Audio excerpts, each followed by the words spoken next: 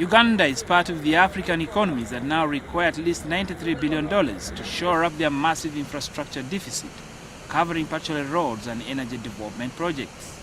The situation that Uganda is experiencing is not unique. There are other African countries that are experiencing similar challenges.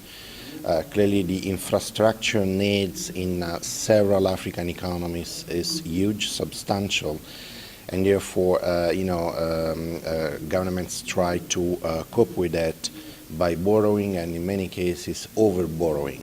However, there is concern that the renewed tagging of such initiative to natural resources by sourcing expensive credit from the international market in the form of sovereign bonds will be detrimental. Where will you get the money, the foreign currency, to pay these debts, since 80% of the foreign currency earned by Zambia's exports is owned by foreigners, and their accounts are in Zurich, in Amsterdam, in London.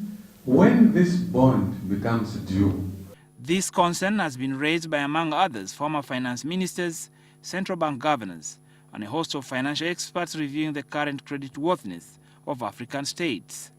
If it is a problem of the business cycle, the conditions have deteriorated, like in the global financial crisis or something, and so there is an emergency that has to be dealt with, it can be understood that you may have to borrow because you're in a crisis.